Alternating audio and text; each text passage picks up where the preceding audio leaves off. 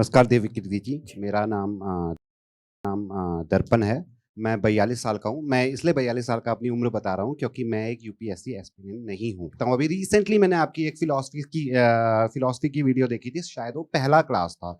उसमें आप सुकरात को कोट करते हुए कहते हैं कि बहुत कम लोग हैं जो ये जानते हैं कि वो बहुत कम जानते हैं और मैं उनमें से एक हूँ। हालाँकि आपने अपने बारे में वो बात नहीं कही थी और उसी में चूँकि मुझे वही रीसेंट वीडियो याद आ रहा है, उसी में आपने बाद में कहीं पे ये भी बोला था कि फ़िलॉसफ़ी को लेके मेरे जो भ्रम थे कि फ़िलॉसफ़ी को पढ़ के मेरे ज्ञान चक्षु खुल जाएँगे, वो पढ़ने के बाद वो भ्रम तो चले गए लेकिन मेरे को एक एनलाइटेंड इग्नोरेंस जो इग्नोरेंस थी वो एनलाइटेंड इग्नोरेंस में परिवर्तित हो गई।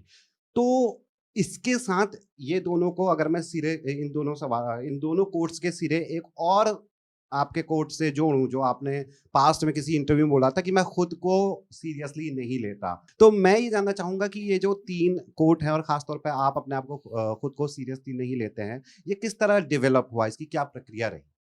शुक्रिया। देखिए दर्पण, पहली बात तो ये कि आप 42 साल के हैं और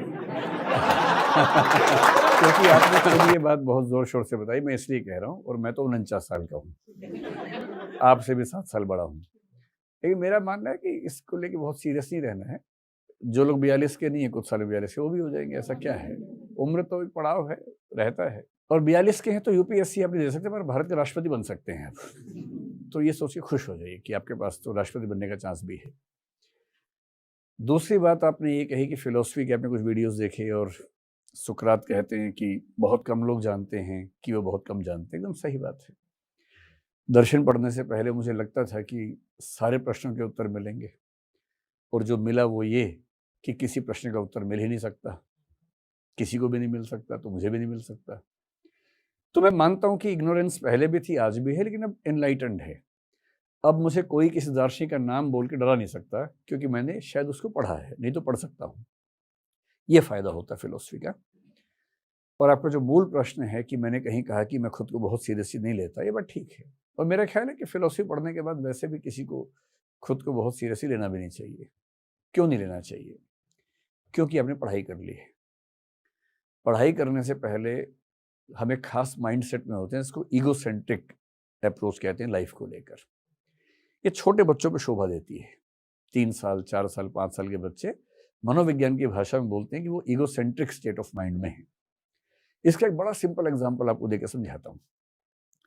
जब मैं 4वीं-5वीं क्लास में था, एक बार हमारे पड़ोस के घर के अंकल ने अपने घर से मुझे, दीवारें छोटी होती थी उस जमाने में छोटे शहर में, मुझे बोले कि बेटा कल का पेपर दे सकते हो? मैंने कहा हाँ अंकल, मुझे बड़ी खुशी हुई। तो कल मेरा जो पेपर हुआ था क्लास में, मैं क्वेश्चन पेपर लेके उनको दे आया।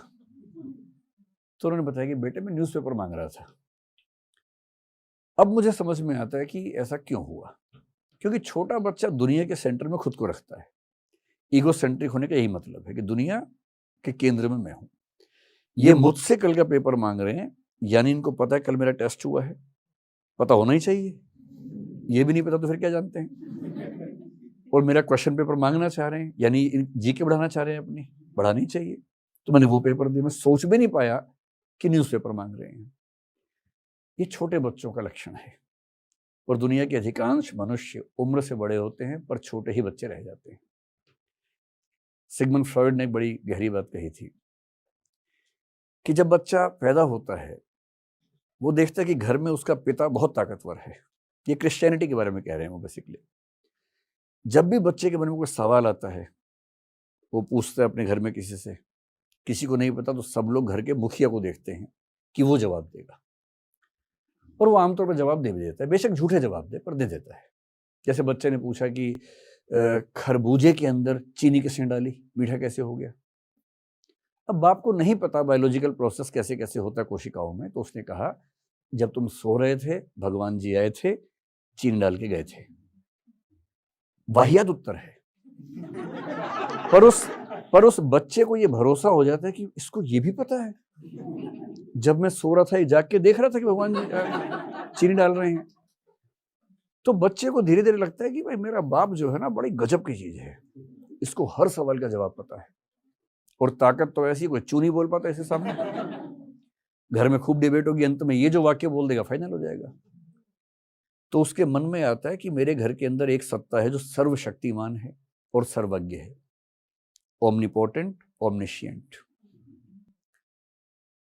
फिर आगे चलकर उसको समझ में आने लगता है कि ये दुनिया रैंडम है और इस बात की गारंटी नहीं है कि भगवान ने बनाई हो। उसको आगे चलकर ये भी समझ में आने लगता है कि मेरे पिता सर्वज्ञ नहीं है, सर्वशक्तिमान नहीं है। हर घर में वैसे वैसे सर्वज्ञ घूम रहे हैं, तो मेरे पिता सर्वज्ञ नहीं है। इस झटके को वो झेल नहीं पाता और तब बड़ा बेचैन होता है। इसलिए आप देखेंगे जब लड़के लोग आमतौर पर जब 15 से 20 की उम्र में होते हैं, अपने बाप के विद्रोही हो जाते हैं एकदम। और एक कहावत है, जब मैं 10 साल का था मुझे लगता था कि मेरे पिता सब कुछ जानते हैं। जब मैं 20 का हुआ मुझे समझ में आया कि मेरे पिता कुछ नहीं जानते हैं। आज मैं 30 का हूं, मुझे लगता है कि वो सच में काफी जानते थे, क्योंकि जब मैं 30 का होता हूं तो मेरा बच्चा 4 साल का होता है और वो मुझसे पूछता है खरबूजा मीठा कैसे हुआ। और तब मैं घूम फिर के वही कहानियां सुनानी शुरू करता हूं जिन कहानियों के विरोध में मैं विद्रोही हो गया था। तो जब समझ में आता है कि पिता उतने ज्ञाता नहीं है, तो फ्रॉइड ने कहा कि इसका मतलब है कि आपको अपनी जिंदगी अपने बलबूते जीनी है। इतना कॉन्फिडेंस सब में नहीं होता, और जब कॉन्फिडेंस नहीं होता तो वो एक और बाप की तलाश करते हैं। और क्रिश्चियनिटी में फादर का मतलब होता है ईश्वर। इसलिए यहूदी और इस्लाम धर्म की तुलना में तीसरा सेमेटिक धर्म क्रिश्चियनिटी ईश्वर को पिता कहता है, फादर कहता है। ओल्ड टेस्टामेंट में ईश्वर को फादर एक बार भी नहीं कहा गया है। न्यू टेस्टामेंट में 300 बार कहा गया है, क्योंकि न्यू टेस्टामेंट ईसा मसीह की टीचिंग से बना हुआ है और वो फादर कहते हैं। और फ्रॉइड ने कहा क्योंकि इंसान इस बात के लिए तैयार नहीं है कि वो बिना किसी गॉडफादर के, गॉडफादर है देखिए, बिना किसी गॉडफादर के खुद अपनी जिंदगी को झेल सके, इसलिए उसे ढूंढना पड़ता है एक ऐसा पिता। और उन कल्पनाओं से जो पिता बनता है उसकी छवि वैसी ही होती है जो घर के पिता की होती है, सर्वज्ञ, सर्वशक्तिमान, सर्वव्यापक। जब आप ये सब पढ़ते हैं तो आपको समझ में आने लगता है कि दरअसल आप सच में कुछ नहीं जानते थे और हम ईगोसेंट्रिक थे। बाद में समझ में आता है कि दुनिया बहुत बड़ी है, ब्रह्मांड बहुत बड़ा है। और जिसको समझ में आ गया कि ब्रह्मांड बहुत बड़ा है, उसे किस बात का घमंड होगा? वो खुद को क्यों सीरियसली लेगा? कायदे की बात है कि मुझ में और धूल के एक कण में अंतर इतना कम है, पर वो देखने के लिए मेरी नजर नहीं चाहिए, इस पूरे ब्रह्मांड को समझने वाली नजर चाहिए। अभी खेल के देख लीजिए, मेरी क्या हैसियत है? अगर मैं अपनी, जो मेरी है वो आपकी भी वही है, सबकी वही है बेसिकली, है ना, सिर्फ मेरी नहीं, किसी की बात कर लें। हमारी क्या हैसियत है अगर ईमानदारी से सोचें? इस दुनिया को बने हुए माना जाता है कि 1400 करोड़ साल हो चुके हैं, बिग बैंग हुए। इस पृथ्वी को बने हुए लगभग 450 करोड़ साल हो चुके हैं।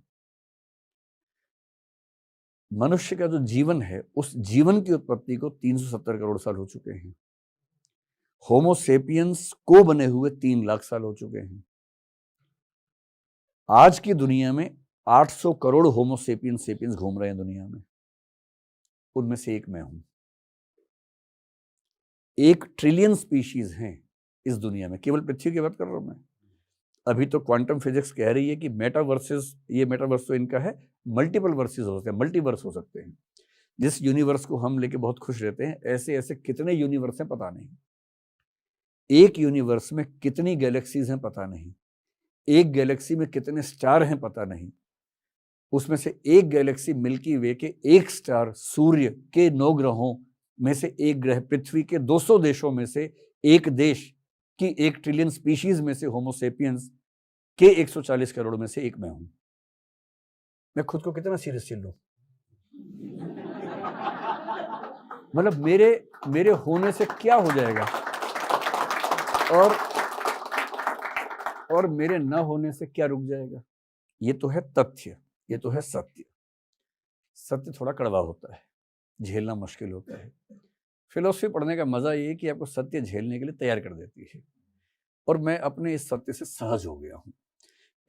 मैं बड़े रेफरेंसेस देता हूँ फिलोसफर से, क्योंकि मैंने उनको पढ़ के ही सीखा है। एक कभी मौका मिले तो एक जर्मन फिलोसफर थे 19वीं सेंचुरी में, किरकेगार्ड नाम था, सोरेन किरकेगार्ड, बड़े गहरे चिंतक थे, हीगेल के समकालीन थे, हीगेल के विरोधी थे। उन्होंने कहा कि जब आप बुद्धि से चीजों को समझने का प्रयास करेंगे तो आपको केवल अनिश्चितता हाथ लगेगी। जैसे ईश्वर है या नहीं, आप कितना भी तर्क लगा लीजिए, कोई निश्चित उत्तर नहीं मिलने वाला, कितना भी दिमाग लगा लीजिए। ये अनिश्चितताएं आपको बेचैन कर देंगी, विह्वल कर देंगी, और लंबे समय तक बेचैन रहने के बाद आपको अपने अंदर से एक उत्तर मिल जाएगा, और वो उत्तर फैक्चुअली करेक्ट हो या ना हो, वो आपकी अंडरस्टैंडिंग के लिए, सुकून के लिए पर्याप्त उत्तर होगा।